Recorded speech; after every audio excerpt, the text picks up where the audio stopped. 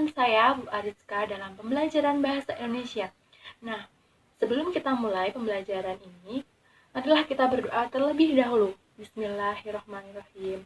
Nah, pertemuan yang lalu, Ibu sudah menyampaikan perkenalan kontrak belajar KKM Teknis Daring dan juga poin-poin materi. Nah, pertemuan kali ini kita akan membahas materi yang ada di kelas 11. Oke, yang pertama yaitu tentang teks prosedur. Nah, kalian sudah tahu belum pengertian dari teks prosedur itu? Teks prosedur adalah rangkaian kegiatan atau aksi yang detail untuk melakukan suatu kegiatan berisi tata cara atau langkah yang harus dijalankan untuk mencapai tujuan tersebut. Nah, jenis-jenisnya itu ada 3 macam. Yang pertama, ada teks prosedur sederhana, yang kedua, teks prosedur kompleks, dan yang ketiga, teks prosedur protokol. Oke. Nah, dari pengertian ketiga tersebut, mari kita bahas satu-satu. Yang pertama yaitu teks prosedur sederhana. Teks prosedur sederhana itu membutuhkan langkah yang banyak, tidak banyak maksud Ibu. Terus, contohnya itu seperti mematikan lampu, menyalakan kipas angin. Nah, hanya seperti itu saja. Terus yang kedua, itu teks prosedur kompleks. Itu membutuhkan langkah yang banyak dan juga waktu yang lama. Contohnya, membuat email. Terus, apalagi ya? Membuat kue atau apa yang pokoknya yang langkahnya yang lama. Terus yang ketiga, teks prosedur protokol. Itu tidak terlalu rumit, tetapi harus urut dan harus menggunakan urutan yang sesuai dengan protokolnya. Contohnya, membuat kopi, menggoreng telur, seperti itu. Nah, setelah kita membahas jenis-jenis dan juga pengertian, kita akan memasuki teks yang struktur teks prosedur kompleks tersebut. Ya, yang pertama ada tujuan, yang kedua material, yang ketiga ada langkah. Nah, yang pertama itu tujuan itu terdiri dari judul. Nanti judul tersebut akan menghasilkan hasil akhir dari teks prosedur tersebut. Nah, misalnya judulnya itu teks prosedur menyalakan kompor. Nah, nanti akhirnya itu akan menghasilkan api yang nyala di kompor tersebut. Yang kedua yaitu materialnya, bahan yang dibutuhkan. Jika menyalakan kompor berarti yang dibutuhkan apa? Ada kompor, ada gasnya, kemudian ada untuk penggorengan misalnya kalau mau menggoreng apa seperti itu.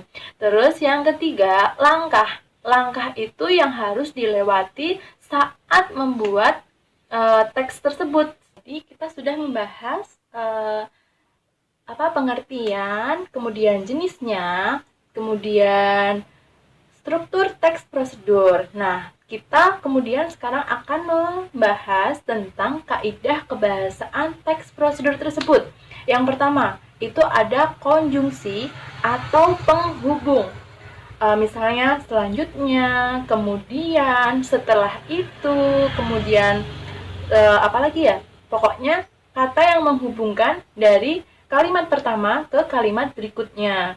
Misalnya, kita akan menyalakan kipas angin. Nah, yang pertama kita siapkan stop kontak. Kemudian, nah seperti itu namanya konjungsi atau kata penghubung. Kemudian yang kedua, kata kerja imperatif, kata perintah atau larangan. Misalnya kata perintah itu masukkan adonan kue ke dalam loyang. Nah, seperti itu. Itu kalimat perintah atau yang disebut dengan kalimat imperatif. Yang ketiga, ada verba material atau tingkah laku.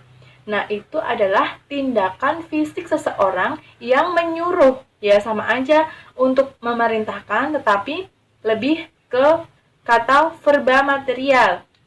Yang contohnya potong wortel, kemudian haluskan bumbu. Nah, seperti itu. Nah, di dalam kaidah kebahasaan itu juga terdapat partisipan manusia yang berarti yang berperan dan melakukan kegiatan prosedur itu adalah manusia. Kemudian yang kelima terdapat bilangan sebagai penanda urutan, misalnya yang pertama, yang kedua, yang ketiga, seperti itu ada bilangannya. Kemudian terdapat kalimat interrogatif atau pertanyaan, kemudian ada deklaratif, pernyataan. Nah, seperti itu. Kemudian setelah membahas kaidah kebahasaan teks prosedur, kita akan membahas tentang menyusun teks prosedur itu seperti apa. Yang pertama, kita harus menentukan topik. Yang kedua, mengumpulkan sumber informasi. Yang ketiga, mengembangkan informasi tersebut untuk menjadi kerangkanya. Yang keempat, menentukan judul. Yang kelima, menyusun teks. Nah, seperti itu. Nah, untuk tugasnya yaitu membuat teks prosedur kompleks di video, kemudian dikirim ke kelas ibu di JB kelas. Jika ada yang belum masuk kelas ibu, nanti bisa konfirmasi ke ibu supaya bisa masuk ke kelas ibu. Oke, nah untuk pertanyaan-pertanyaan, jika kalian tidak paham bisa di kolom komentar, dan juga presensi dan nama kelas di kolom komentar. Mungkin hanya itu yang ibu sampaikan. Semoga anak-anak bisa paham. Cukup dari saya. Wassalamualaikum warahmatullahi wabarakatuh. Tetap jaga kesehatan.